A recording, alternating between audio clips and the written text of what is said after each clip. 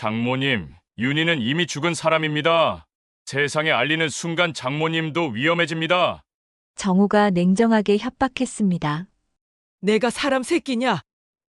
내 딸을 한 번도 아니고 두 번 죽이는 거냐? 분남 할머니가 분노로 떨며 외쳤습니다. 어머님께서 계속 이상한 말씀을 하시면 정신병원에 입원하셔야 할지도 모릅니다. 정우의 목소리에 위협이 담겼습니다. 입 다물어. 아니면 윤희는 진짜로 죽는다. 피 묻은 편지의 협박 문구가 읽혔습니다. 엄마 정우가 정말로 나를 죽이려고 해. 이제 정말 끝이야. 윤희가 주저앉으며 절규했습니다. 오늘도 찾아와 주셔서 고맙습니다. 시작 전에 구독과 좋아요로 마음을 남겨주시면 앞으로도 좋은 이야기로 보답드리겠습니다. 충청도의 작은 읍내, 아침 햇살이 기와 지붕 사이로 스며드는 고요한 마을입니다. 이른 새벽부터 들려오는 발구름 소리와 함께 하루가 시작되죠.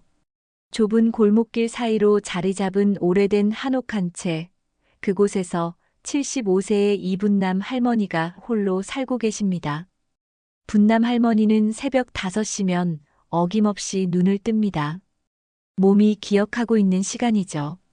평생을 이 시간에 일어나 집안일을 챙기고 가족을 돌보던 습관이 이제는 혼자 남은 몸에도 그대로 남아 있습니다. 무릎이 시큰거리지만 일어나서 마당으로 나가 우물에서 찬물을 떠와 세수를 합니다. 거울 속에 비친 주름진 얼굴을 바라보며 한숨을 내쉬죠. 오늘도 하루가 시작되는구나. 분남 할머니의 하루는 언제나 똑같습니다. 세수를 마치고 부엌으로 가서 혼자 먹을 아침을 준비하죠.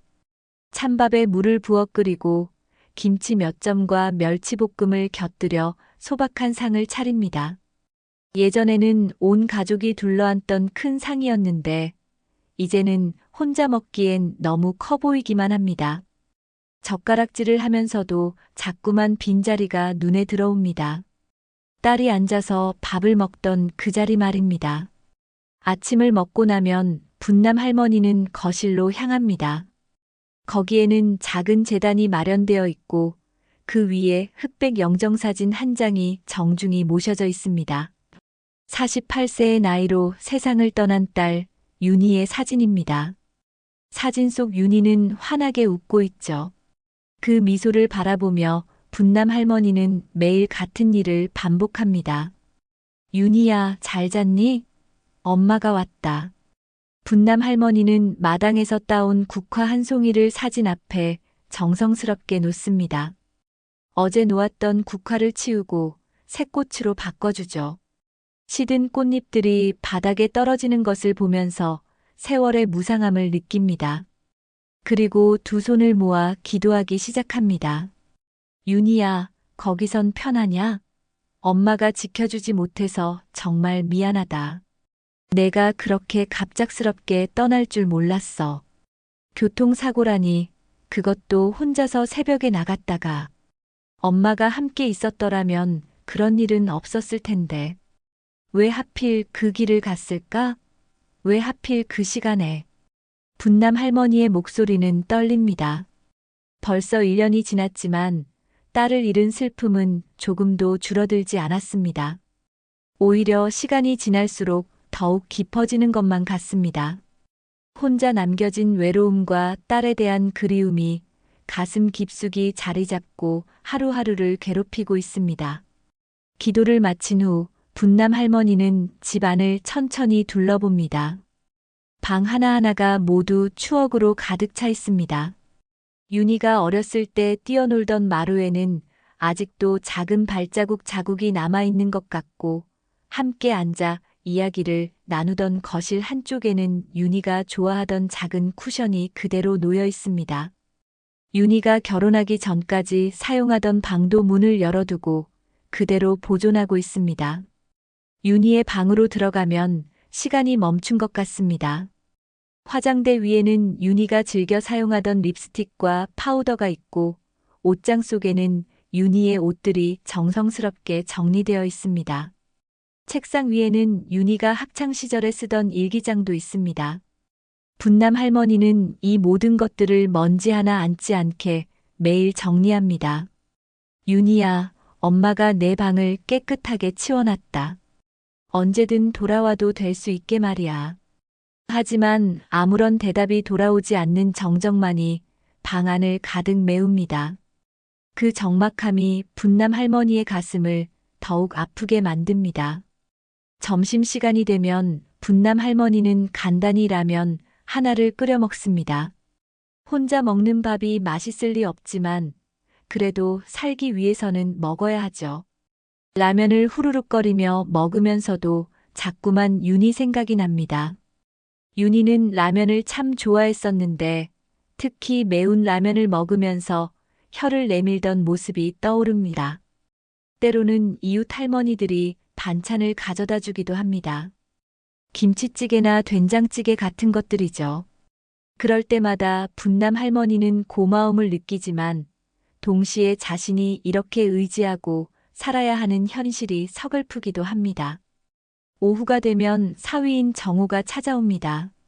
49세의 정호는 윤희를 잃은 후에도 장모를 극진히 모시고 있습니다. 매주 빠짐없이 찾아와서 안부를 묻고 필요한 것은 없는지 챙깁니다. 제사상도 정성스럽게 차려주고 시장에서 장도 받아줍니다.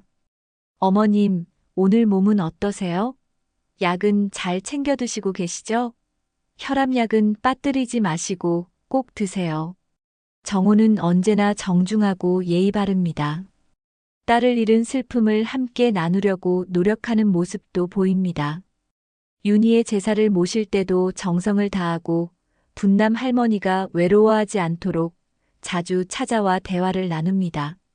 하지만 분남 할머니는 왠지 모를 불편함을 느낍니다. 정호의 눈빛 어딘가에서 불안한 기색을 감지하기 때문입니다. 말로는 괜찮다고 하지만 정호의 시선이 자주 다른 곳으로 향하는 것을 놓치지 않습니다. 특히 전화가 올 때면 급하게 자리를 뜨거나 누군가와 대화할 때 목소리를 낮추는 모습을 봅니다. 그리고 때로는 손을 떨거나 식은땀을 흘리는 것도 목격합니다. 이웃들은 모두 정호를 칭찬합니다. 분남댁 사위 참 효자네. 아내를 잃었는데도 장모님을 저렇게 잘 모시다니. 요즘 같은 세상에 저런 사위가 어디 있겠어. 참 복받은 거야. 우리 같으면 아내 죽고 나서 장모하고 인연 끊었을 텐데 정말 착한 사람이야. 동네 사람들의 칭찬이 이어질 때마다 분남 할머니는 억지로 웃으며 고개를 끄덕입니다. 하지만 마음속으로는 뭔가 석연치 않은 기분을 지울 수 없습니다. 정호가 아무리 잘해줘도 딸이 없는 현실은 변하지 않기 때문입니다. 그리고 무엇보다 정호와 함께 있을 때마다 느끼는 어색함과 어딘가 어긋나는 느낌을 떨칠 수 없습니다. 저녁이 되면 분남 할머니는 다시 혼자가 됩니다. 텔레비전을 켜놓고 뉴스를 보거나 드라마를 시청하지만 집중이 잘 되지 않습니다. 자꾸만 딸 생각이 나기 때문입니다. 윤희가 살아있을 때는 저녁마다 전화를 걸어 안부를 물었는데 이제는 그런 전화도 받을 수 없습니다. 엄마, 저녁은 드셨어요? 오늘 뭐 하셨어요? 윤희의 목소리가 귓가에 들리는 것만 같습니다. 그 따뜻하고 다정한 목소리를 다시는 들을 수 없다는 사실이 가슴을 찢어놓습니다. 밤이 깊어가면 분남 할머니는 윤희의 방으로 들어갑니다. 윤희가 사용하던 침대에 앉아서 베개를 끌어안습니다. 아직도 딸의 냄새가 남아있는 것 같습니다. 달콤하고 포근한 냄새 말입니다. 윤희야, 엄마는 내가 너무 그립다. 혼자 있으니까 이렇게 적막하구나. 내가 있을 때는 이 집이 이렇게 조용한 줄 몰랐어. 내 웃음소리로 온 집안이 화냈는데. 분남 할머니는 윤희의 베개를 끌어안고 눈물을 흘립니다. 이런 밤이면 분남 할머니는 잠들기까지 오랜 시간이 걸립니다. 외로움과 그리움이 밀려와 마음을 짓누르기 때문입니다. 때로는 새벽까지 잠들지 못하고 천장만 바라보며 시간을 보내기도 합니다. 그렇게 하루하루가 지나가고 분남 할머니의 일상은 반복됩니다. 아침에 일어나 딸의 사진 앞에서 기도하고 혼자 밥을 먹고 사위의 안부 인사를 받고 밤이 되면 딸을 그리워하며 잠자리에 드는 것입니다. 단조로우면서도 쓸쓸한 일상의 연속입니다. 하지만 이런 고요한 일상 속에서도 분남 할머니는 무언가 이상함을 느끼기 시작합니다. 정호의 행동에서 미묘한 변화를 감지하는 것입니다. 때로는 말이 앞뒤가 맞지 않을 때가 있고, 때로는 급하게 전화를 받으며 자리를 뜨는 일이 있습니다. 그리고 무엇보다 정호의 눈빛에서 느껴지는 불안함이 점점 커져가고 있다는 것을 느낍니다. 어느 날 저녁 정호가 평소보다 일찍 찾아왔습니다. 얼굴에는 식은땀이 맺혀 있고 손을 자꾸만 주물럭거리고 있었습니다. 어머님, 저 잠깐 나갔다 와도 될까요? 급한 일이 있어서요. 무슨 일인데 이런 저녁에? 그냥 회사 일이에요. 중요한 거라서.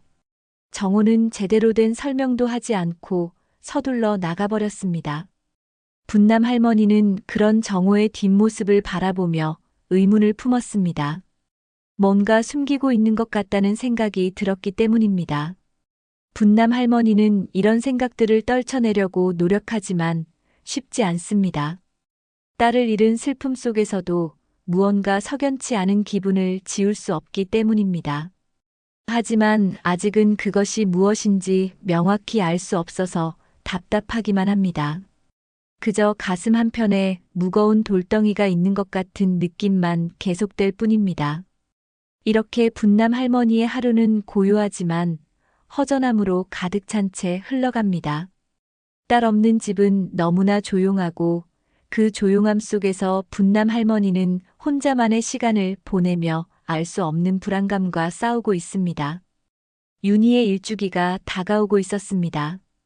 벌써 1년이라는 시간이 흘렀지만 분남 할머니에게는 어제 일처럼 생생했습니다. 그날의 충격과 슬픔이 아직도 가슴 깊숙이 자리 잡고 있었죠. 일주기를 맞아 제대로 된 제사를 지내야 한다는 생각에 분남 할머니는 며칠 전부터 준비를 시작했습니다.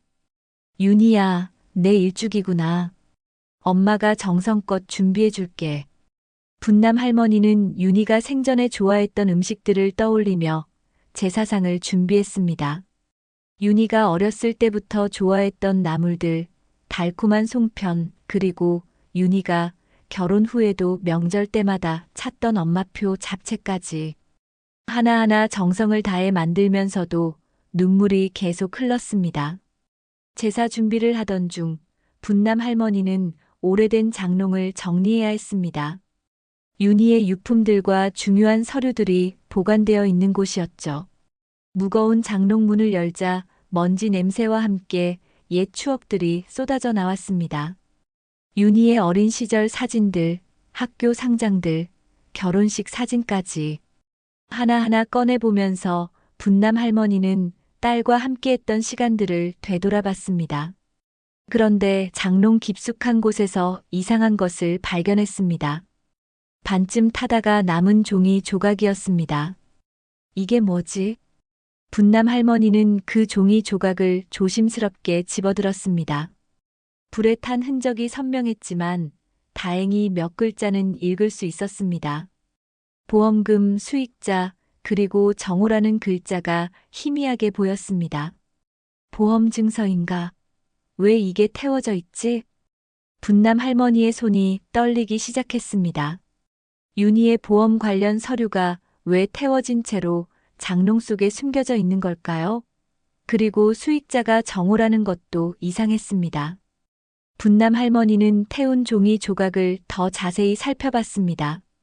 가장자리는 검게 탔지만 중간 부분은 어느 정도 글자를 알아볼 수 있었습니다. 사망보험금 3억 원, 교통사고 시 2배 지급이라는 문구가 희미하게 보였습니다. 3억 원? 2배면 6억 원이라는 얘기네. 분남 할머니는 충격을 받았습니다. 윤희에게 그런 큰 보험이 있었다는 것도 몰랐고 더욱이 그 보험 증서가 태워진 채로 발견된다는 것은 뭔가 숨기고 싶은 일이 있었다는 뜻이 아닐까요? 마음이 불안해진 분남 할머니는 태운 보험 증서 조각을 품에 꼭 안고 생각에 잠겼습니다. 윤희의 교통사고가 정말 단순한 사고였을까? 왜 이런 중요한 서류가 태워져 있을까? 그리고 왜 정호는 이런 얘기를 한 번도 하지 않았을까? 설마 우리 윤희 사고가 단순한 게 아니었단 말이냐? 분남 할머니의 마음속에 의심의 씨앗이 싹트기 시작했습니다. 그동안 느꼈던 정호에 대한 불편함과 불안감이 이제야 이유를 찾는 것 같았습니다. 혹시 정호가 뭔가 숨기고 있는 것은 아닐까? 윤희의 죽음과 관련해서 말입니다. 그날 저녁 정호가 평소와 같이 찾아왔습니다. 일주기 제사를 위해 제수용품을 가져왔다고 했습니다. 하지만 분남 할머니의 눈에는 정호의 모든 행동이 다르게 보였습니다. 불안해 보이는 눈빛, 자꾸만 손을 주물럭거리는 습관, 그리고 질문에 대답할 때마다 시선을 피하는 모습까지. 어머님, 내일 제사는 제가 모든 준비를 다 해드릴게요.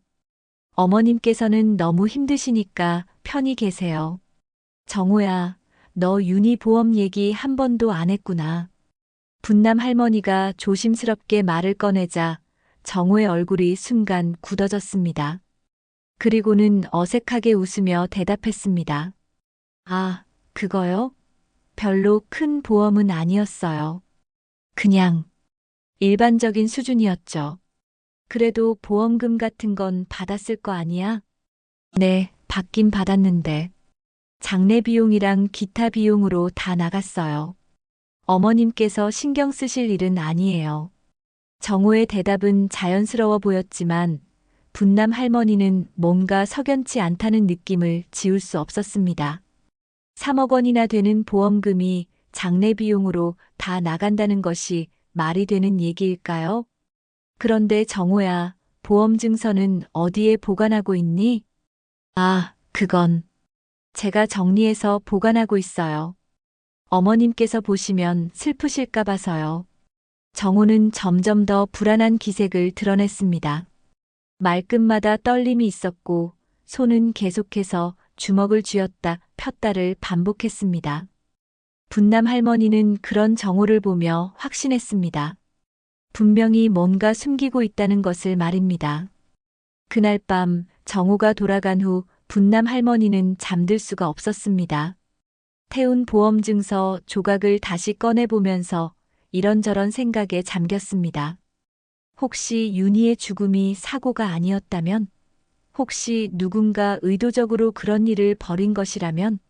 아니야, 내가 너무 의심이 많아진 거야.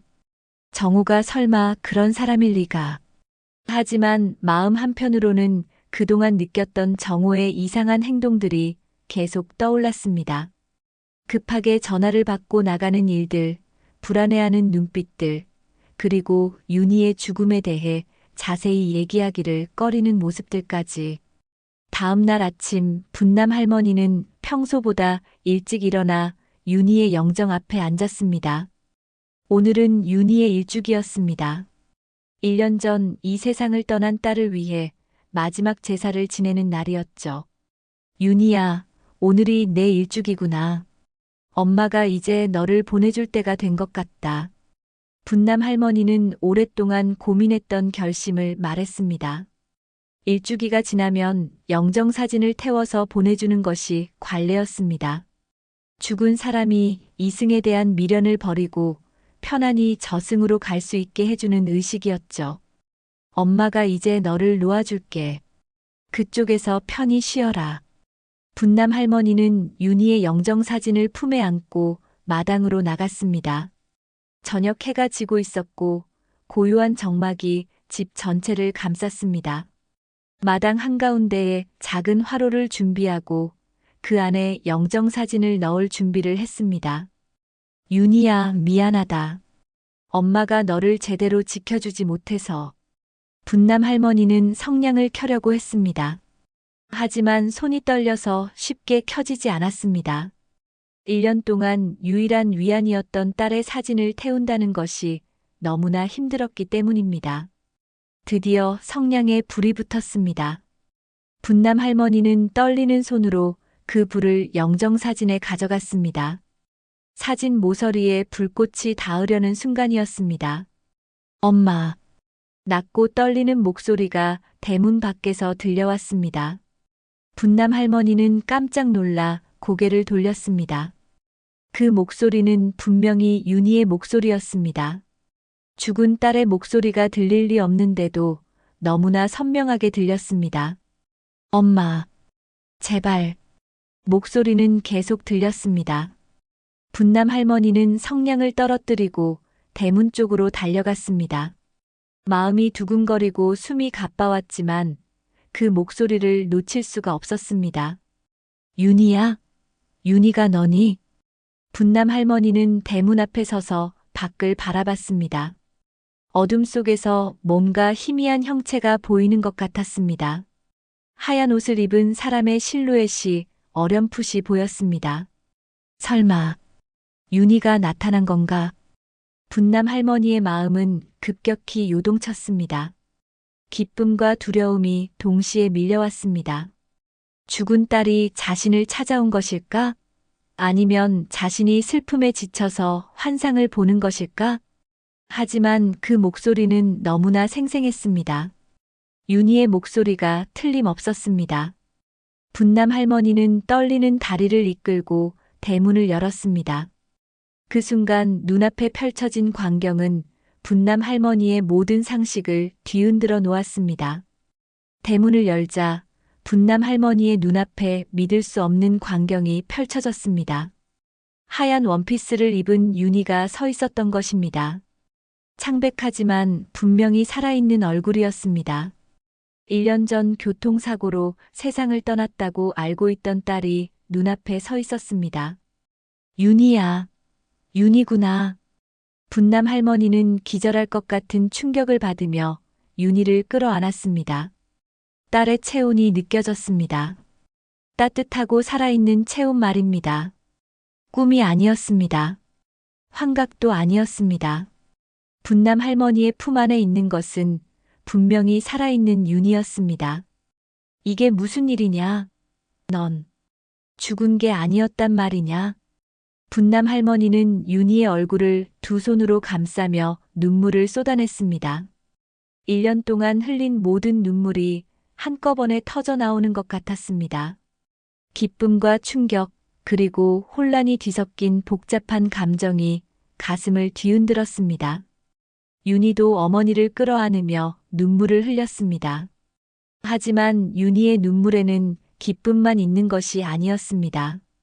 두려움과 절망이 함께 섞여 있었습니다. 윤희는 떨리는 목소리로 말했습니다. 엄마, 제발 아무에게도 말하지 마. 나 아직 살아있단 걸. 무슨 소리니? 내가 살아있는데 왜 말하지 말라고 하니? 이게 도대체 무슨 일이야? 분남 할머니는 이해할 수 없다는 표정으로 윤희를 바라봤습니다. 딸이 살아서 돌아온 것은 기적 같은 일이었는데 왜 그것을 숨겨야 한다는 것일까요? 엄마, 지금은 설명할 시간이 없어. 누가 볼까봐 무서워. 일단 집 안으로 들어가자. 윤희는 주위를 두리번거리며 불안해했습니다. 마치 누군가가 자신을 쫓고 있는 것처럼 행동했습니다. 분남 할머니는 윤희의 손을 꽉 잡고 집 안으로 들어갔습니다. 혹시 다시 사라질까봐 두려웠기 때문입니다. 집 안으로 들어온 윤희를 보니 더욱 놀라운 사실을 발견할 수 있었습니다.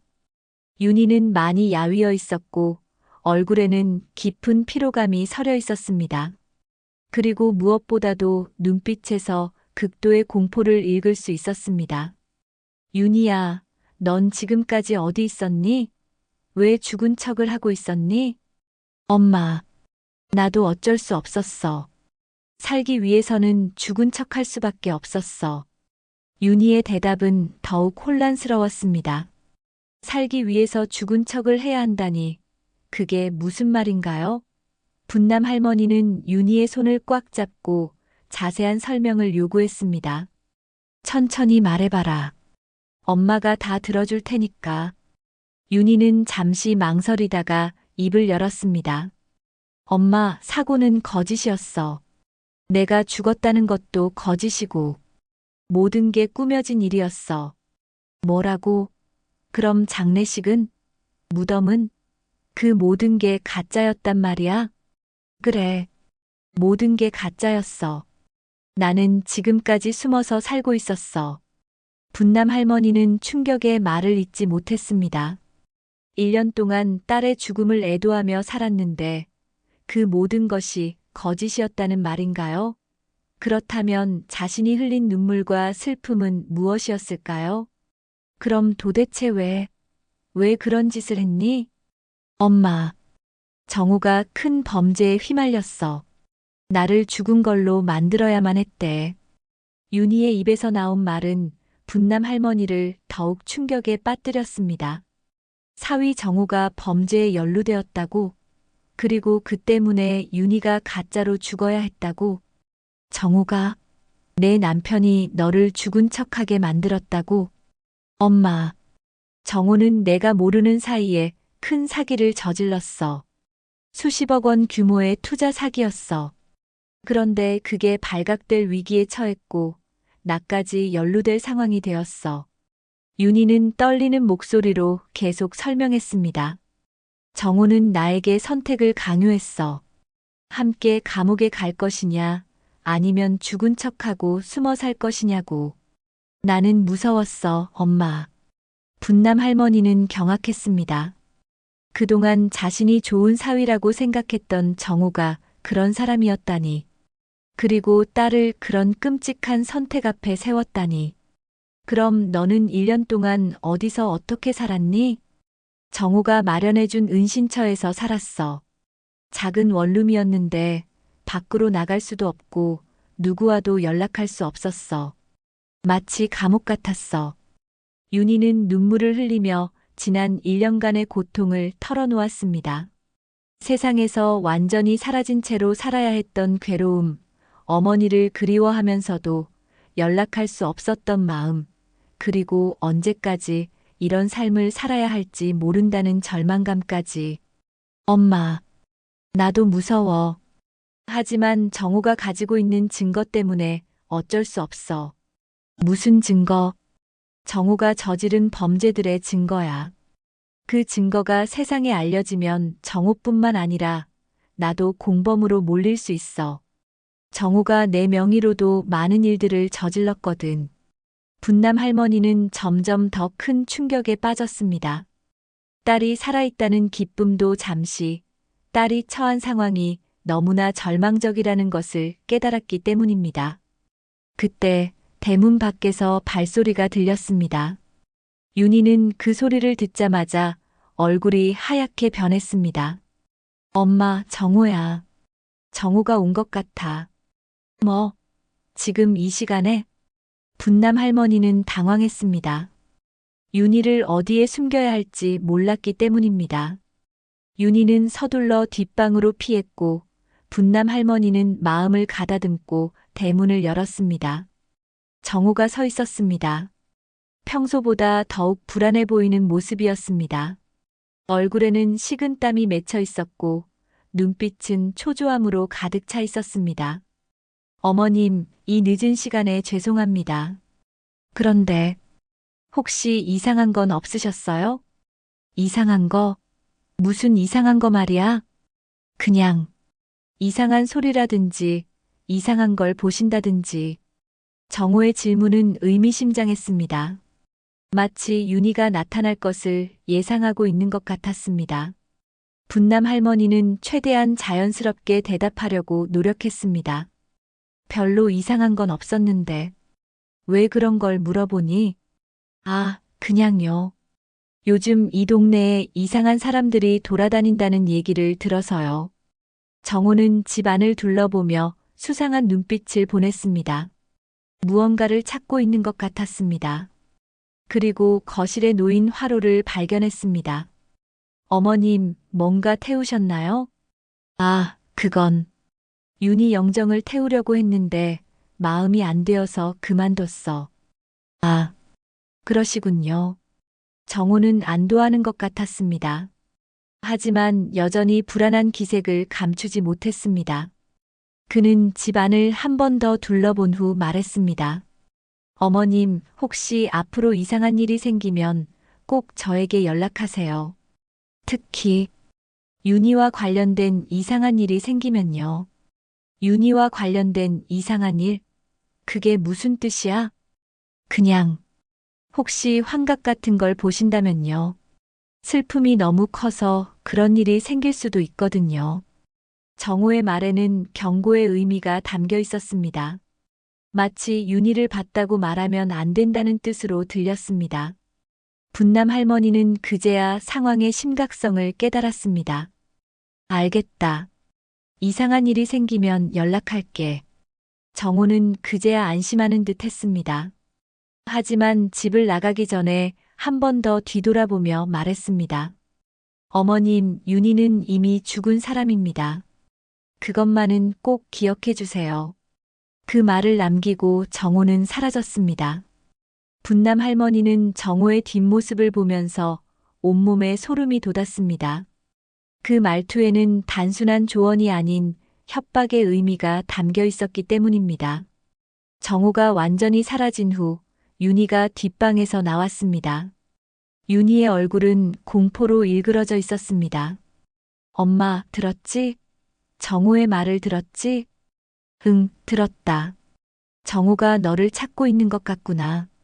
엄마, 나 정말 무서워. 정호가 나를 찾으면 이번엔 정말로 죽을지도 몰라. 윤희는 어머니의 품에 안기며 흐느꼈습니다. 분남 할머니는 딸을 꽉 껴안으며 다짐했습니다. 이번에는 딸을 잃지 않겠다고, 무슨 일이 있어도 딸을 지키겠다고 말입니다. 하지만 앞으로 어떤 일이 벌어질지, 정호가 얼마나 위험한 사람인지 아직은 알 수 없었습니다. 다만 분남 할머니와 윤희 모녀에게 위험한 시간이 시작되었다는 것만은 분명했습니다. 정호가 떠난 후 분남 할머니와 윤희는 한동안 말없이 서로를 바라봤습니다. 1년 만에 다시 만난 모녀였지만 기쁨보다는 두려움이 더 컸습니다. 윤희의 얼굴에는 여전히 공포가 서려 있었고 분남 할머니는 딸이 처한 상황을 완전히 이해하지 못한 채 혼란스러워하고 있었습니다. 윤희야, 이제 엄마에게 모든 걸 말해라. 도대체 무슨 일이 일어난 거니? 분남 할머니는 윤희의 손을 잡고 거실로 데려갔습니다. 윤희는 여전히 주위를 경계하며 창문 너머를 살펴봤습니다. 마치 언제든 누군가가 나타날 것을 걱정하는 것 같았습니다. 엄마, 정호는 생각보다 훨씬 더 위험한 사람이야. 내가 지금까지 살아있다는 걸 알면 정말로 나를 죽일지도 몰라. 윤희는 떨리는 목소리로 지난 1년간 있었던 일들을 자세히 털어놓기 시작했습니다. 정호가 어떻게 거대한 투자 사기에 연루되었는지, 그리고 그 과정에서 윤희까지 어떻게 휘말리게 되었는지 말입니다. 정호는 처음에는 작은 투자 회사에서 일했어. 그런데 욕심이 생긴 거야. 고객들의 돈을 빼돌려서 다른 곳에 투자하기 시작했어. 처음에는 운이 좋아서 돈을 벌었는데 점점 더 큰 돈을 건드리게 된 거야. 분남 할머니는 충격을 받았습니다. 그동안 성실하고 착한 사위라고 생각했던 정호가 그런 일을 저질렀다니 믿기 어려웠습니다. 그런데 왜 내가 거기에 연루된 거니? 정호가 내 명의를 사용했어. 내가 모르는 사이에 내 이름으로 계좌를 만들고 내 도장을 위조해서 각종 서류에 사용했어. 나중에 알고 보니 수십억 원이 내 명의로 오갔던 거야. 윤희의 설명을 들으며 분남 할머니는 점점 더 큰 분노를 느꼈습니다.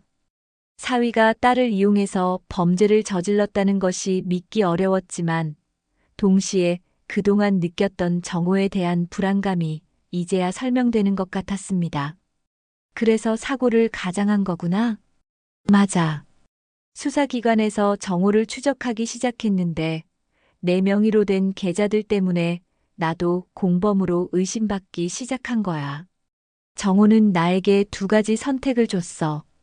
함께 도망가거나 죽은 척하고 숨어 있거나. 윤희는 그날 밤의 일을 생생히 기억하고 있었습니다. 정호가 급하게 집으로 돌아와서 모든 상황을 설명했던 것을 말입니다. 정호가 그러더라고. 내가 죽은 것으로 처리되면 수사에서 벗어날 수 있다고.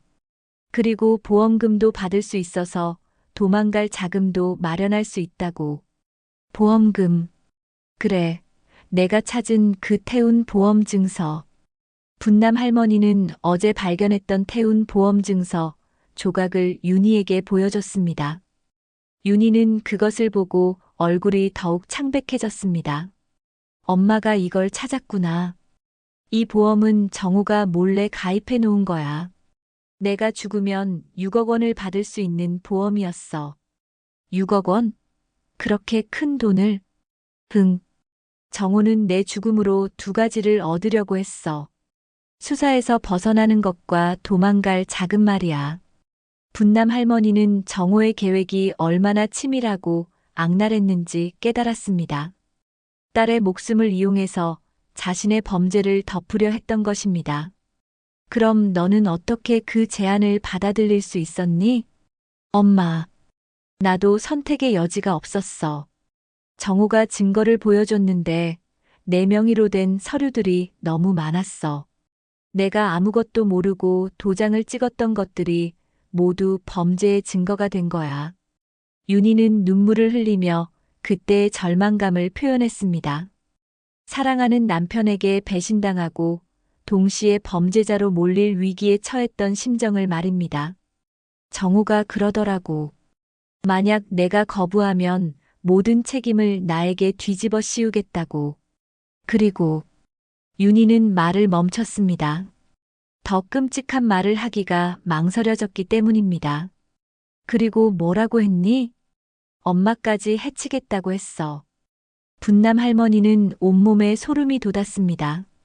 정호가 자신까지 위협했다는 것이 충격적이었습니다. 그렇다면 정호는 정말로 위험한 사람이 맞았습니다. 그래서 나는 어쩔 수 없이 그 제안을 받아들였어. 가짜 교통사고를 연출하고 장례식도 치르고 모든 게 정호의 계획대로 진행됐어. 윤희는 그 과정이 얼마나 끔찍했는지 설명했습니다. 자신의 장례식을 멀리서 지켜봐야 했던 심정, 어머니가 우는 모습을 보면서도 나타날 수 없었던 괴로움을 말입니다. 엄마가 내 무덤 앞에서 우는 걸 봤어. 정말 죽고 싶었어. 차라리 진짜 죽는 게 나을 것 같았어. 분남 할머니는 딸을 꽉 껴안았습니다. 딸이 그런 고통을 혼자서 견뎌야 했다는 것이 너무나 안쓰러웠기 때문입니다. 그럼 지금까지 어떻게 살았니? 정우가 마련해준 작은 원룸에서 살았어. 외출도 할 수 없고 누구와도 연락할 수 없었어. 정우가 일주일에 한 번씩 찾아와서 생필품을 가져다 줬는데 그때마다 협박을 했어. 어떤 협박을? 절대 밖으로 나가지 말라고, 누구와도 연락하지 말라고. 그리고 만약 발각되면 정말로 죽이겠다고 했어. 윤희는 정우가 얼마나 변해버렸는지 설명했습니다. 결혼 초기에 다정했던 모습은 온데간데 없고 냉혹하고 잔인한 사람으로 바뀌어 있었다고 했습니다. 그런데 어떻게 오늘 여기에 올 수 있었니? 오늘이 내 기일이잖아. 정우가 엄마를 확인하러 올 거라고 생각했어. 혹시 엄마가 이상한 낌새를 챈 건 아닌지 확인하려고 말이야. 윤희는 정우의 행동 패턴을 파악하고 있었습니다. 1년 동안 숨어서 살면서 정우의 움직임을 관찰할 수밖에 없었기 때문입니다. 그리고 나는 엄마를 보고 싶어서 미치겠었어. 특히 오늘은 내 영정을 태우려고 하는 걸 멀리서 봤거든. 너는 그걸 봤구나. 응. 엄마가 나를 보내주려고 하는 걸 보면서 더 이상 참을 수 없었어. 그래서 위험을 무릅쓰고 온 거야. 분남 할머니는 딸의 용기에 감동했지만 동시에 걱정도 되었습니다. 정우가 윤희의 존재를 눈치챘을지도 모르기 때문입니다. 윤희야, 그런데 너는 어떻게 하고 싶니? 계속 이렇게 숨어서 살 수는 없지 않니? 엄마, 사실 나에게는 정우의 범죄를 증명할 수 있는 증거가 있어. 윤희는 품속에서 작은 USB를 꺼냈습니다. 그것을 보며 조심스럽게 말했습니다. 이 안에 정우가 저지른 모든 범죄의 증거가 들어있어. 녹음 파일, 계좌 내역, 위조 서류들까지 모든 게 있어. 분남 할머니는 그 작은 USB를 바라봤습니다. 그 작은 것 안에 딸의 운명을 바꿀 수 있는 열쇠가 들어있다는 것이 믿기지 않았습니다. 그럼 이걸로 정우를 신고할 수 있는 거 아니니? 하지만 위험해. 정우는 이미 도망갈 준비를 다 해놨어. 이 증거가 세상에 알려지기 전에 나를 없애버릴 거야. 윤희는 여전히 두려워하고 있었습니다. 증거는 있지만 그것을 사용하기에는 너무 위험하다는 것이었습니다. 엄마, 나 정말 무서워. 하지만 이대로 계속 숨어서 살 수도 없고 어떻게 해야 할지 모르겠어. 분남 할머니는 딸의 손을 꽉 잡았습니다. 그리고 마음속 깊은 곳에서 결심이 솟아오르는 것을 느꼈습니다. 1년 동안 딸을 잃었다는 슬픔에 빠져 있었지만 이제는 다릅니다. 딸이 살아있고 그 딸이 위험에 처해 있다면 어머니로서 가만히 있을 수 없었습니다. 윤희야, 엄마가 도와줄게. 이번에는 너를 지켜낼 거야. 하지만 분남 할머니도 정우가 얼마나 위험한 사람인지 아직 완전히 깨닫지 못하고 있었습니다. 앞으로 어떤 시련이 기다리고 있는지, 그리고 정우가 어떤 수단을 써서라도 윤희를 제거하려 할지 예상하지 못했습니다. 모녀에게는 더 큰 위험이 다가오고 있었습니다. 다음 날 아침 분남 할머니는 평소보다 일찍 잠에서 깼습니다. 어젯밤 윤희와 함께 보낸 시간이 꿈이었나 싶어 급하게 뒷방으로 달려갔습니다. 다행히 윤희가 그곳에서 자고 있는 것을 확인했습니다. 딸이 정말로 살아있다는 현실이 아직도 믿기지 않았지만 동시에 가슴 한편으로는 불안감이 계속 자리 잡고 있었습니다.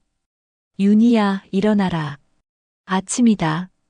윤희는 깊게 잠들어 있었습니다. 1년 동안 제대로 잠을 자지 못했던 것 같았습니다. 얼굴에는 여전히 피로감이 서려 있었고 잠들어서도 불안한 표정을 짓고 있었습니다. 엄마, 정우가 오는 건 아니지? 윤희는 눈을 뜨자마자 주위를 경계했습니다.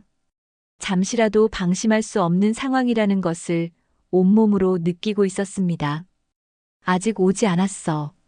하지만 조심해야 할 것 같다. 분남 할머니는 윤희에게 간단한 아침을 가져다 주었습니다. 윤희가 좋아했던 미역국과 김치, 그리고 따뜻한 밥이었습니다. 하지만 윤희는 제대로 먹지 못했습니다. 너무 긴장해서 목으로 넘어가지 않았기 때문입니다. 엄마, 미안해. 나 때문에 엄마까지 위험해질 것 같아서. 무슨 소리야? 엄마가 널 지켜주지 못하면 누가 지켜주겠니?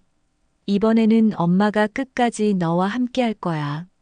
분남 할머니의 말에는 확고한 결심이 담겨 있었습니다. 1년 전에는 딸을 지켜주지 못했지만 이번에는 다를 것이라는 다짐이었습니다. 그런데 오후쯤 되어서 이상한 일이 일어났습니다. 분남 할머니가 마당에서 빨래를 널고 있을 때 대문 앞에 낯선 남자가 나타났습니다. 정장을 입은 중년 남자였는데 얼굴에는 험악한 기색이 역력했습니다. 혹시 이분남 할머니 댁 맞나요? 네, 맞는데 누구세요? 저는 정우 씨와 관련된 일로 왔습니다. 잠깐 얘기 좀 할 수 있을까요? 분남 할머니는 불안감을 느꼈습니다. 정우와 관련된 사람이라니 혹시 윤희와 관련된 일인가 싶었습니다. 하지만 거절할 수도 없었습니다. 무슨 일인지 여기서 말씀해 주세요. 할머니, 혹시 최근에 이상한 일 없으셨어요? 특히 밤에 이상한 소리나 이상한 사람을 본다든지. 그 남자의 질문은 어젯밤 정우가 했던 질문과 비슷했습니다. 분남 할머니는 더욱 경계심을 갖게 되었습니다. 별로 이상한 건 없었는데요. 그렇다면 다행입니다. 혹시 앞으로 이상한 일이 생기면 이 번호로 연락해 주세요. 남자는 명함을 하나 건네주었습니다. 명함에는 이름만 있을 뿐 회사나 직책은 적혀 있지 않았습니다. 분남 할머니는 그 명함을 받으면서도 불안한 마음을 감출 수 없었습니다. 그런데 왜 이런 걸 물어보시는 건가요? 그냥 이 동네 치안을 위해서입니다. 요즘 이상한 사람들이 많이 돌아다니거든요. 남자는 애매한 대답을 하고 사라졌습니다. 하지만 분남 할머니는 그 남자가 단순히 치안을 위해 온 것이 아니라는 것을 직감적으로 알았습니다. 분명히 정호와 관련된 그리고 윤희와 관련된 일이었습니다. 집 안으로 들어가서 윤희에게 그 일을 얘기하자 윤희의 얼굴이 더욱 창백해졌습니다. 엄마, 그 사람들은 정우가 보낸 사람들이야. 나를 찾기 위해서 온 거야. 뭐, 그럼 정우가 내가 여기 있다는 걸 의심하고 있는 거니? 아직 확실하지는 않겠지만 의심은 하고 있을 거야. 어젯밤 내가 여기 왔다는 걸 눈치챘을지도 몰라. 윤희는 더욱 불안해했습니다. 정호의 감시망이 이미 이곳까지 뻗쳐 있다는 것을 깨달았기 때문입니다. 엄마, 이제 정말 위험해졌어. 정호는 나를 찾기 위해서라면 뭐든지 할 거야. 그날 저녁, 분남 할머니의 불안감은 현실이 되었습니다. 집 앞 대문에 이상한 것이 놓여 있었습니다. 하얀 봉투 하나였는데 그 안에는 짧은 편지가 들어 있었습니다. 입 다물어. 아니면 윤희는 진짜로 죽는다. 편지에는 피 같은 붉은 글씨로 협박의 메시지가 적혀 있었습니다. 그리고 함께 들어있던 것은 윤희의 사진이었습니다. 하지만 그 사진에는 빨간 펜으로 크게 X 표시가 그어져 있었습니다. 분남 할머니는 온몸이 떨렸습니다. 정우가 정말로 윤희를 해칠 생각이라는 것을 확실히 알 수 있었기 때문입니다. 이것은 단순한 협박이 아니었습니다. 진짜 위협이었습니다. 윤희에게 그 편지를 보여주자 윤희는 주저앉았습니다. 엄마, 정우가 정말로 나를 죽이려고 해. 이제 정말 끝이야. 아니야, 윤희야. 포기하면 안 돼. 우리가 할 수 있는 일이 있을 거야. 하지만 분남 할머니도 마음속으로는 절망감을 느끼고 있었습니다. 정우가 이렇게 노골적으로 협박을 해온다는 것은 이미 모든 준비를 마쳤다는 뜻일 수도 있었기 때문입니다. 그날 밤 집 주변에서 이상한 소리가 계속 들렸습니다. 누군가 집 주변을 맴도는 것 같았습니다. 분남 할머니와 윤희는 잠을 이룰 수 없었습니다. 엄마, 누군가 우리를 감시하고 있는 것 같아. 나도 그런 것 같다. 정우가 사람을 보낸 것 같구나. 다음 날 아침에도 상황은 나아지지 않았습니다. 오히려 더 악화되었습니다. 이웃들이 하나둘씩 분남 할머니를 찾아와서 이상한 질문들을 하기 시작했습니다.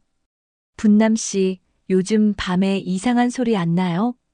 집에서 뭔가 타는 냄새가 난다던데요? 혹시 몸이 안 좋으신 건 아니에요? 요즘 이상한 말씀을 많이 하신다던데. 이웃들의 질문은 모두 정우가 미리 심어놓은 것들이었습니다. 분남 할머니가 이상한 행동을 한다는 소문을 퍼뜨려서 혹시 윤희에 대한 얘기를 해도 믿지 못하게 만들려는 것이었습니다. 저는 멀쩡해요. 별로 이상한 일 없어요. 분남 할머니는 최대한 자연스럽게 대답하려고 했지만 쉽지 않았습니다. 이웃들의 시선이 점점 더 의심스러워지고 있었기 때문입니다. 오후가 되자 더욱 충격적인 일이 일어났습니다. 경찰이 집으로 찾아온 것입니다. 이분남 할머니시죠? 저희는 경찰입니다. 신고가 들어와서 왔습니다. 신고요? 무슨 신고를 말씀하시는 거예요? 할머니께서 요즘 이상한 행동을 많이 하신다는 신고가 들어왔어요. 혹시 몸이 안 좋으신 건 아닌가요? 분남 할머니는 정호의 계획이 얼마나 치밀했는지 깨달았습니다. 경찰까지 이용해서 자신을 정신 이상자로 몰아가고 있었던 것입니다. 저는 정상이에요. 아무런 문제 없어요. 그렇다면 다행입니다. 하지만 혹시 환각이나 환청 같은 증상이 있으시면 병원에 가보시는 게 좋을 것 같습니다. 경찰은 그렇게 말하고 돌아갔습니다. 하지만 이미 온 동네에 분남 할머니가 정신적으로 문제가 있다는 소문이 퍼지기 시작했습니다. 저녁이 되자 정우가 다시 찾아왔습니다. 이번에는 평소와 다른 모습이었습니다. 냉정하고 위협적인 눈빛을 하고 있었습니다. 어머님, 요즘 많이 힘드시죠? 윤희를 잃으신 슬픔 때문에 환각까지 보시는 것 같던데. 나는 아무것도 보지 않았어. 어머님, 윤희는 이미 죽은 사람입니다. 그것만은 확실히 해주세요. 죽은 사람이 다시 살아올 리는 없거든요. 정호의 말에는 분명한 경고가 담겨 있었습니다. 윤희가 살아있다고 말하면 안 된다는 뜻이었습니다. 그리고 어머님께서 계속 이상한 말씀을 하시면 정신병원에 입원하셔야 할지도 모릅니다. 그게 어머님을 위해서도 좋을 것 같아요. 분남 할머니는 정호의 협박을 정확히 이해했습니다.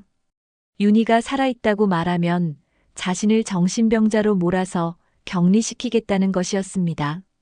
그렇게 되면 윤희는 완전히 혼자가 되고 정호가 원하는 대로 처리할 수 있게 됩니다. 어머님, 윤희는 진짜로 죽었습니다. 그것만은 꼭 기억해 주세요. 정호가 떠난 후 분남 할머니는 절망감에 빠졌습니다. 사방이 모두 막혀 있는 것 같았습니다. 경찰도 이웃도 모든 사람들이 정호의 편에 서 있는 것 같았습니다. 윤희야, 우리 어떻게 하지? 이제 정말 방법이 없는 것 같다. 엄마, 나 때문에 엄마까지 이런 일을 당하게 해서 정말 미안해. 윤희는 어머니의 품에서 흐느꼈습니다. 하지만 분남 할머니는 아직 포기하지 않았습니다. 비록 상황이 절망적이지만 딸을 포기할 수는 없었습니다.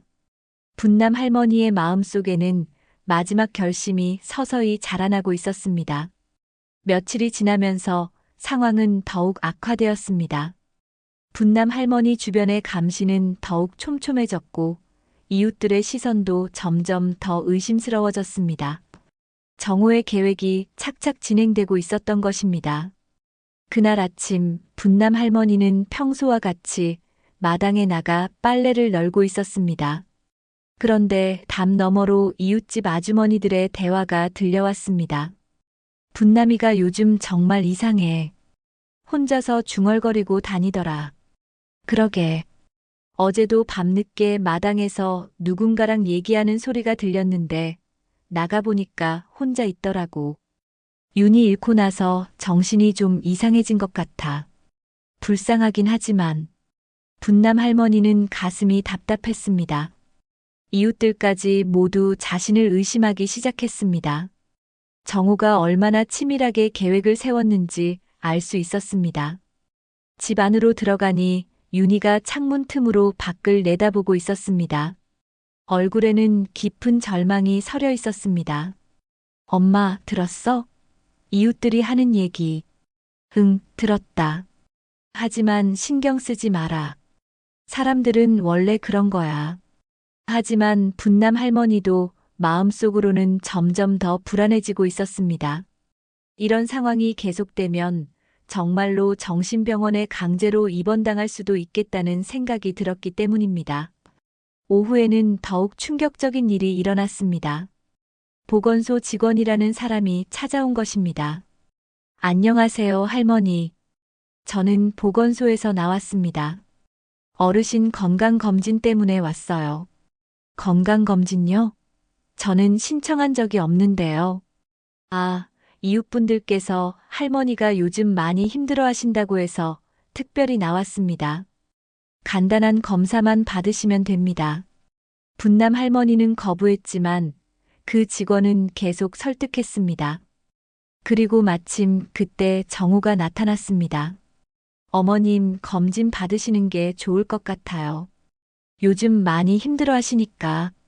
결국 분남 할머니는 어쩔 수 없이 간단한 검사를 받아야 했습니다. 혈압 측정, 간단한 문진 등이었지만 그 과정에서 정신 상태에 대한 질문들이 많이 나왔습니다. 할머니, 요즘 잠은 잘 주무세요? 혹시 이상한 소리나 이상한 것을 보신 적은 없나요? 가족 중에 돌아가신 분과 대화를 나누신 적은 있으신가요? 분남 할머니는 최대한 조심스럽게 대답했지만 그들의 질문 의도를 알 수 있었습니다. 자신을 정신적으로 문제가 있는 사람으로 몰아가려는 것이었습니다. 검사가 끝난 후 보건소 직원은 정우와 따로 이야기를 나눴습니다. 분남 할머니는 그들의 대화를 엿들을 수 없었지만 분명히 자신에 대한 이야기를 하고 있다는 것을 알 수 있었습니다. 어머님, 검사 결과 나올 때까지 조금 쉬시는 게 좋을 것 같아요. 스트레스를 너무 많이 받으신 것 같습니다. 정우는 마치 걱정하는 사위인 것처럼 연기했지만 분남 할머니는 그의 진짜 의도를 알고 있었습니다. 그날 저녁 분남 할머니는 윤희와 함께 심각한 대화를 나눴습니다. 윤희야, 이제 정말 위험해진 것 같다. 정우가 나를 정신병원에 보내려고 하고 있어. 엄마, 내가 여기 있으면 엄마만 위험해져. 내가 다른 곳으로 가는 게 나을 것 같아. 아니야, 절대 안 돼. 내가 혼자 있으면 정우가 어떤 짓을 할지 몰라. 분남 할머니는 단호하게 말했습니다. 이제 와서 딸을 혼자 보낼 수는 없었습니다. 그럼 우리 어떻게 해야 하지? 이대로 있으면 엄마가 정말로 정신병원에 갈 수도 있어. 윤희의 걱정이 현실이 될 것 같아 보였습니다. 정우의 계획이 너무나 치밀했기 때문입니다. 다음 날 더욱 심각한 사건이 일어났습니다. 새벽에 집 앞에서 큰 소리가 났습니다. 분남 할머니가 나가보니 대문에 붉은 페인트가 뿌려져 있었습니다. 그리고 그 옆에는 또 다른 협박 편지가 놓여 있었습니다. 마지막 경고다. 조용히 하지 않으면 정말로 끝이다. 이번 편지는 더욱 직접적이고 위협적이었습니다. 분남 할머니는 온몸이 떨렸습니다. 정우가 점점 더 대담해지고 있었습니다. 더욱 충격적인 것은 이웃들의 반응이었습니다. 대문에 뿌려진 페인트를 본 이웃들은 분남 할머니를 더욱 이상하게 바라봤습니다. 분남이가 저런 장난까지 치네. 정말 정신이 이상해진 것 같아. 자기가 뿌려놓고 누군가 협박한다고 하는 거 아닐까? 이웃들은 오히려 분남 할머니가 스스로 그런 일을 벌였다고 생각하고 있었습니다. 정우의 계획이 완벽하게 들어맞고 있었던 것입니다. 그날 오후 정우가 다시 찾아왔습니다. 이번에는 의사라는 사람을 데리고 왔습니다. 어머님, 이분은 정신과 의사 선생님이세요. 어머님 상태를 한번 봐주시겠다고 하셨어요.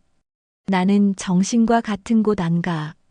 분남 할머니가 거부하자 정우는 부드럽지만 위협적인 목소리로 말했습니다. 어머님, 이런 식으로 계속 이상한 행동을 하시면 강제로라도 입원시켜야 할지도 몰라요. 어머님을 위해서 말입니다. 의사는 분남 할머니의 상태를 관찰하며 몇 가지 질문을 했습니다.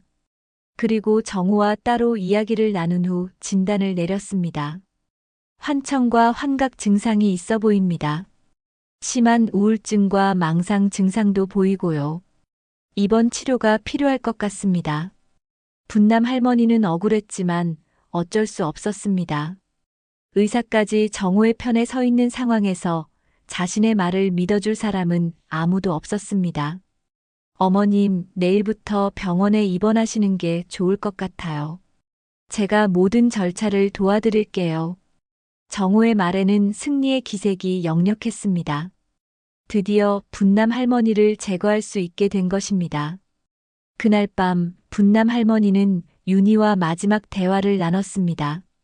윤희야, 엄마가 내일 병원에 가야 할 것 같다.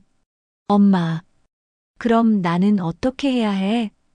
윤희야, 이제 엄마 말 잘 들어라.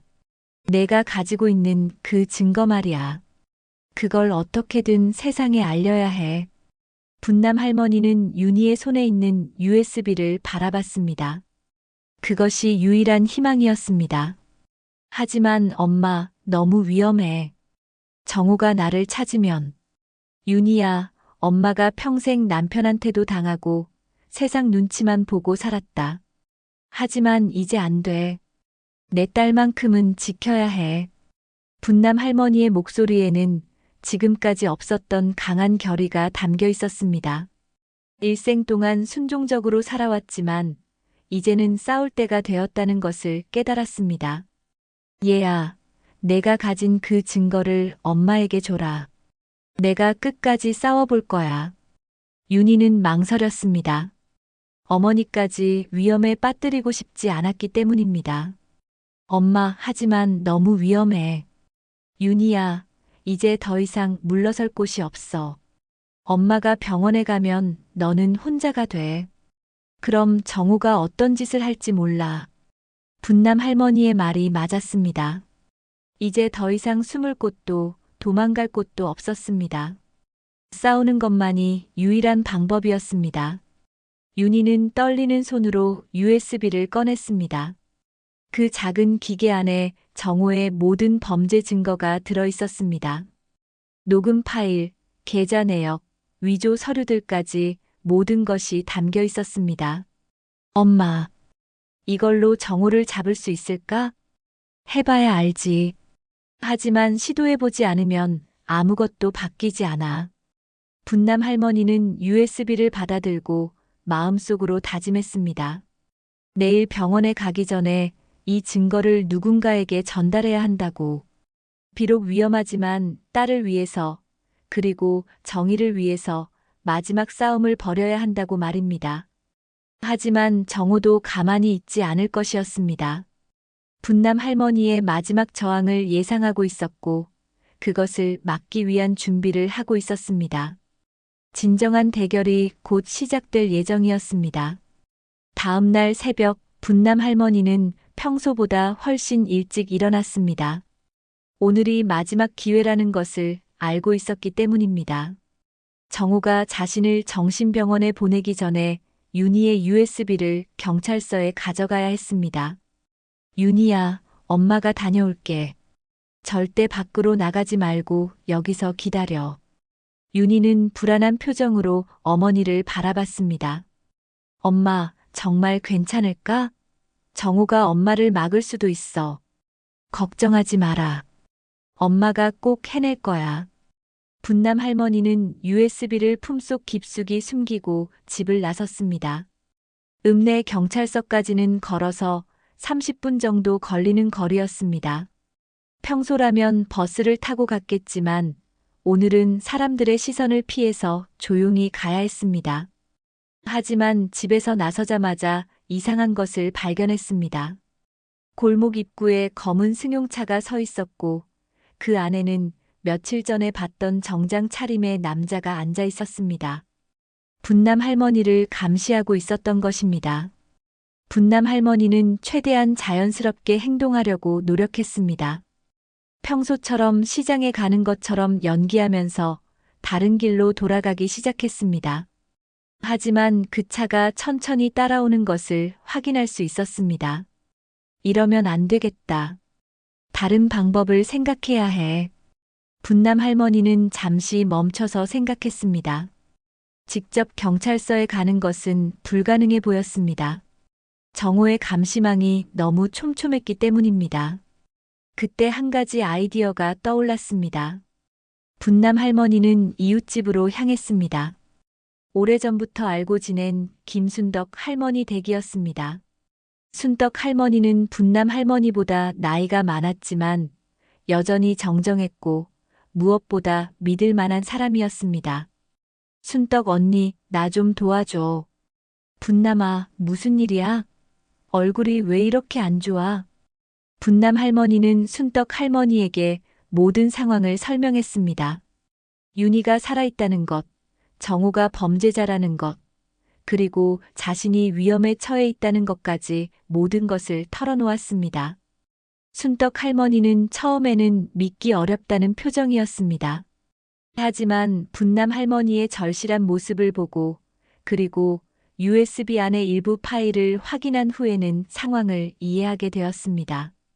세상에 정우가 그런 사람이었다니. 분남아, 내가 도와줄게. 순떡 할머니는 분남 할머니를 대신해서 경찰서에 가기로 했습니다. 정우가 순떡 할머니까지는 감시하지 않을 것이라고 생각했기 때문입니다. 언니, 이 USB를 경찰서에 가져가서 수사관에게 직접 전해줘. 그리고 윤희가 살아있다는 것도 꼭 말해줘. 알았어. 내가 꼭 해낼게.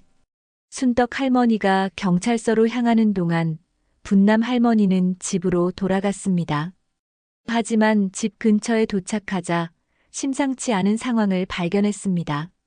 정우의 차가 집 앞에 서 있었고 정우가 대문을 두드리고 있었습니다. 어머님, 어머님, 병원 갈 시간입니다. 분남 할머니는 숨이 막혔습니다. 정우가 예상보다 일찍 온 것입니다. 그리고 더욱 걱정되는 것은 윤희였습니다. 혹시 정우가 윤희를 발견하지는 않았을까요? 분남 할머니는 조심스럽게 뒷문으로 집 안에 들어갔습니다. 다행히 윤희는 뒷방에 숨어 있었고 아직 발견되지 않은 상태였습니다. 윤희야, 괜찮니? 엄마, 정우가 1시간 전부터 여기 있었어. 계속 문을 두드리면서 들어오려고 했어. 분남 할머니는 안도했습니다. 아직 윤희가 발견되지 않았다는 것이 다행이었습니다. 어머님, 제가 들어가겠습니다. 정우의 목소리가 점점 더 다급해졌습니다. 그리고 곧이어 대문이 열리는 소리가 들렸습니다. 정우가 강제로 들어온 것입니다. 어머님, 어디 계세요? 정우는 집 안으로 들어와서 분남 할머니를 찾기 시작했습니다. 분남 할머니는 윤희에게 신호를 보내고 거실로 나갔습니다. 왜 이렇게 일찍 왔니? 어머님, 병원에서 오늘 꼭 와달라고 하네요. 어머님 상태가 심각하다고 합니다. 정우의 말은 거짓이었습니다. 그저 분남 할머니를 빨리 격리시키고 싶었던 것입니다. 나는 병원 안 가겠다. 어머님, 어쩔 수 없습니다. 이미 입원 서류도 다 준비됐어요. 정우는 가방에서 서류들을 꺼냈습니다. 정신병원 강제 입원 동의서였습니다. 이미 모든 준비가 끝나 있었던 것입니다. 나는 서명 안 해. 어머님께서 서명하지 않아도 괜찮습니다. 보호자인 제가 서명하면 되거든요. 분남 할머니는 절망감을 느꼈습니다. 정우가 모든 것을 계획해 놓았다는 것을 깨달았기 때문입니다. 그때 집 밖에서 차 소리가 들렸습니다. 그리고 곧이어 노크 소리가 들렸습니다. 경찰입니다. 문 열어주세요. 정우의 얼굴이 순간 굳어졌습니다. 예상하지 못한 상황이었기 때문입니다. 뭐, 경찰이요? 정우는 당황한 기색을 감추지 못했습니다. 분남 할머니는 희망을 느꼈습니다. 순떡 할머니가 성공했구나 하는 생각이 들었기 때문입니다. 문을 열자 2명의 경찰관이 들어왔습니다. 그리고 그 뒤에는 순떡 할머니도 함께 있었습니다. 정우 씨죠? 같이 가셔야겠습니다.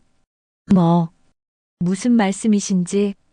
정우 씨를 사기와 보험금 편취, 그리고 서류 위조 혐의로 긴급 체포합니다. 경찰관이 정우에게 수갑을 채우려고 하자 정우가 갑자기 저항했습니다. 잠깐, 이건 오해입니다. 제가 뭘 했다고. 정우 씨, 모든 증거가 확보되었습니다. 순순히 따라오시기 바랍니다. 하지만 정우는 쉽게 포기하지 않았습니다. 갑자기 가방에서 뭔가를 꺼냈습니다. 작은 칼이었습니다. 아무도 움직이지 마. 이건 모두 거짓말이야. 상황이 급변했습니다. 정우가 칼을 들고 위협을 하기 시작한 것입니다. 경찰관들도 긴장했습니다. 정우 씨, 진정하세요. 칼을 내려놓으시기 바랍니다. 안 돼. 난 아무 잘못 없어. 이 모든 게 거짓말이라고. 정우는 점점 더 흥분했습니다. 그리고 갑자기 분남 할머니 쪽으로 달려들었습니다. 장모님, 그거 어디서 구했어요? 그 USB 어디서 구한 거냐고요? 정우가 분남 할머니를 위협하려는 순간 뒷방에서 윤희가 나타났습니다. 정우야, 그만해. 모든 사람들이 깜짝 놀랐습니다. 죽은 줄 알았던 윤희가 살아서 나타났기 때문입니다. 경찰관들도 당황했습니다. 윤희 씨, 살아계셨군요. 정우는 윤희를 보자 더욱 흥분했습니다. 윤희, 넌 죽은 거야. 죽은 사람이 왜 여기 있어? 정우야, 이제 끝이야. 모든 게 드러났어. 윤희는 떨리지만 확고한 목소리로 말했습니다. 그리고 경찰관들에게 자신의 상황을 설명하기 시작했습니다.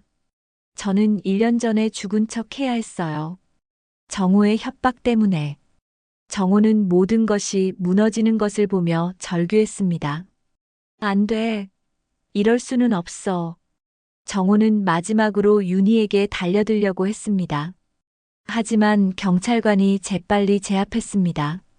격렬한 몸싸움이 벌어졌지만 결국 정우는 체포되었습니다. 정우 씨, 살인 미수까지 추가됩니다. 수갑이 채워진 정우는 끝까지 저항했습니다. 이건 모두 거짓말이야. 윤희는 정말 죽었었다고.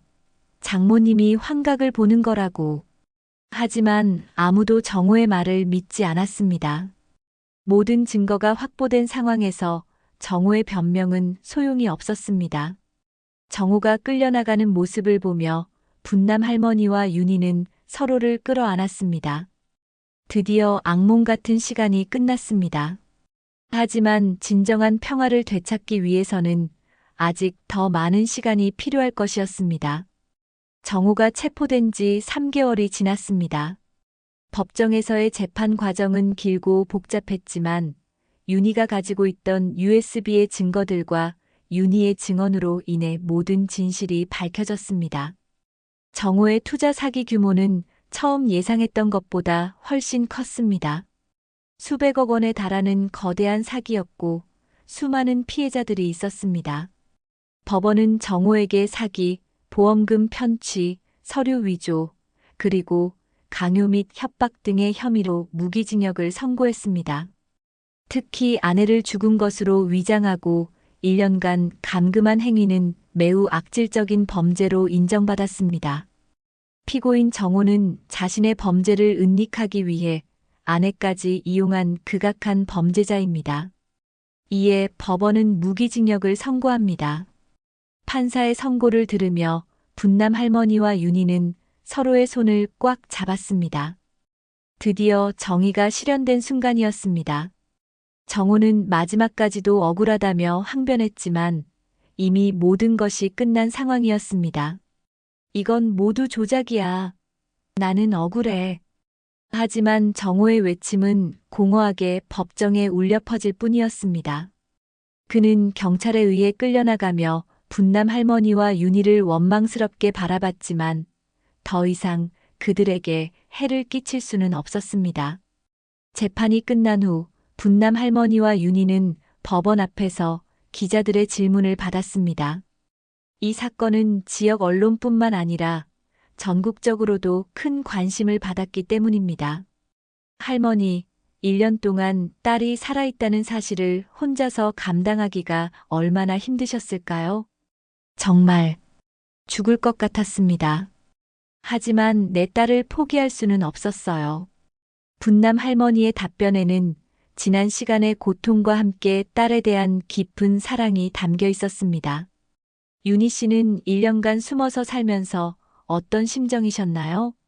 매일매일이 지옥 같았어요. 특히 엄마가 혼자 고생하는 걸 보면서도 도울 수 없었던 것이 가장 괴로웠습니다.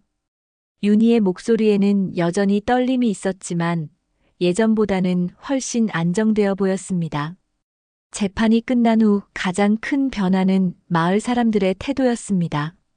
처음에는 분남 할머니를 의심하고 정신이 이상하다고 수군거렸던 이웃들이 이제는 미안해하며 사과했습니다. 분남 씨, 정말 죄송해요. 우리가 몰랐어요. 괜찮아요. 이해해요. 누가 그런 일을 쉽게 믿겠어요. 분남 할머니는 이웃들을 원망하지 않았습니다. 오히려 그들의 사과를 받아들이며 관용을 베풀었습니다. 특히 순떡 할머니는 분남 할머니에게 고마움을 표현했습니다. 분남아, 내가 너를 도울 수 있어서 정말 다행이었어. 내가 혼자였다면 어떻게 됐을까 생각하니까 아찔해.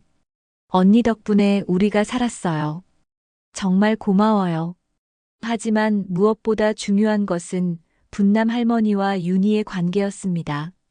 1년간의 분리와 고통을 겪은 후 이제 두 사람은 이전보다 훨씬 더 깊은 유대감을 느끼고 있었습니다. 어느 날 저녁, 모녀는 마당에서 함께 앉아 차를 마시며 대화를 나눴습니다. 마당에는 국화꽃이 활짝 피어 있었고 그 향기가 온 집안을 감쌌습니다. 엄마, 내가 정말 바보였어요. 정호의 본 모습을 전혀 몰랐으니까요. 그런 말 하지 마라. 사람 마음속은 아무도 몰라. 내가 어떻게 알았겠니? 분남 할머니는 딸을 위로했습니다. 윤희가 자신을 자책하는 것을 원하지 않았기 때문입니다. 하지만 엄마는 처음부터 정호를 의심했잖아요. 엄마의 직감이 맞았어요. 그건 엄마가 세상을 오래 살아봐서 그래. 사람을 보는 눈이 생긴 거야. 분남 할머니는 지난 일을 회상하며 말했습니다. 정호의 불안한 눈빛과 이상한 행동들을 기억해냈습니다. 엄마, 앞으로는 엄마 말씀을 더 잘 들을게요. 그리고 절대 엄마를 혼자 두지 않을게요. 고맙다, 윤희야. 하지만 내가 너무 부담 갖지는 말아라. 엄마도 이제 혼자서도 잘 살 수 있어. 분남 할머니의 말에는 새로운 자신감이 담겨 있었습니다.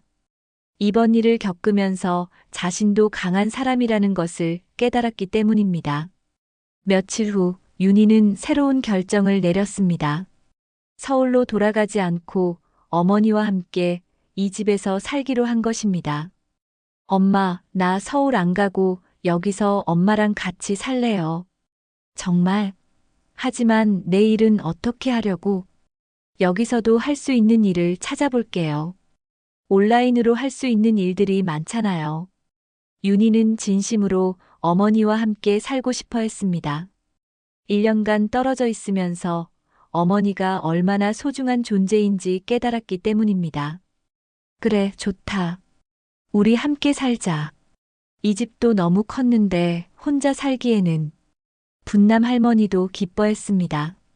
혼자 살면서 느꼈던 외로움을 이제 딸과 함께 채울 수 있게 되었기 때문입니다. 그렇게 두 사람은 새로운 생활을 시작했습니다. 아침마다 함께 일어나서 마당을 정리하고 함께 밥을 해먹고 저녁에는 마당에서 차를 마시며 하루 있었던 일들을 나누었습니다. 윤희는 온라인으로 번역 일을 시작했습니다. 집에서도 할 수 있는 일이었고 수입도 나쁘지 않았습니다. 분남 할머니는 작은 텃밭을 만들어서 채소를 기르기 시작했습니다. 엄마, 이 토마토 정말 맛있어요. 그렇지? 엄마가 정성껏 기른 거야. 두 사람의 일상은 평범했지만 행복했습니다. 특별한 일이 없어도 함께 있다는 것만으로 충분했습니다. 몇 달이 지나면서 윤희에게도 변화가 생겼습니다. 예전에 밝고 활발했던 모습을 조금씩 되찾기 시작한 것입니다. 이웃들과도 인사를 나누고 가끔씩 순떡 할머니와도 함께 시간을 보냈습니다. 윤희야, 내가 많이 좋아진 것 같다. 네, 엄마 덕분이에요. 엄마가 있어서 다시 살 힘이 생겼어요. 어느 날 저녁, 분남 할머니와 윤희는 마당에서 달을 바라보며 앉아 있었습니다. 보름달이 환하게 빛나고 있었고 그 빛이 두 사람을 부드럽게 감쌌습니다. 윤희야, 엄마가 내게 미안해. 왜 미안해 하세요? 1년 전에 널 제대로 지켜주지 못해서 말이야. 내가 그런 고생을 혼자서 해야 했잖니. 엄마, 그런 말씀 마세요. 오히려 제가 미안해요. 엄마를 1년 동안 속여서. 아니야, 넌 어쩔 수 없었어. 그리고 결국 우리가 이겨냈잖니. 분남 할머니는 딸의 손을 꽉 잡았습니다. 윤희야, 이번엔 엄마가 끝까지 널 지켜줄 거야. 다시는 아무도 우리 모녀를 갈라놓지 못할 거야. 엄마, 저도 엄마를 지킬게요. 우리 이제 서로 지켜주면서 살아요. 윤희는 눈물을 흘리며 웃었습니다. 그 눈물은 슬픔의 눈물이 아니라 기쁨과 안도의 눈물이었습니다. 엄마, 살아있어서 다행이에요. 엄마와 다시 함께 있을 수 있어서 정말 다행이에요. 그래, 우리 모두 살아있어서 다행이다. 두 사람은 달빛 아래서 서로를 끌어안았습니다. 그 포옹 속에는 지난 시간의 모든 고통과 슬픔, 그리고 앞으로의 희망이 모두 담겨 있었습니다. 마당에는 국화꽃 향기가 은은하게 퍼지고 있었고, 집 안에는 따뜻한 온기가 가득했습니다. 한때는 고요하고 허전했던 이 집이 이제는 사랑과 행복으로 가득 찬 보금자리가 되었습니다. 분남 할머니와 윤희, 이 두 여자는 세상의 모든 시련을 이겨내고 마침내 진정한 평화를 찾았습니다. 그들의 사랑은 어떤 어려움도 이겨낼 수 있다는 것을 증명했고, 그 사랑이 있는 한 그들은 언제나 행복할 수 있을 것입니다. 달은 여전히 환하게 빛나고 있었고, 그 빛 아래서 모녀의 새로운 시작이 조용히 펼쳐지고 있었습니다. 쓸쓸하지만 따뜻한 여운이 온 마을을 감쌌고, 그 안에서 두 사람의 행복한 일상이 계속되어 갔습니다. 함께 해주신 시간, 제게는 참 큰 선물이었습니다. 구독과 좋아요로 응원의 마음을 보내주신다면 앞으로도 더 따뜻한 이야기를 전하겠습니다.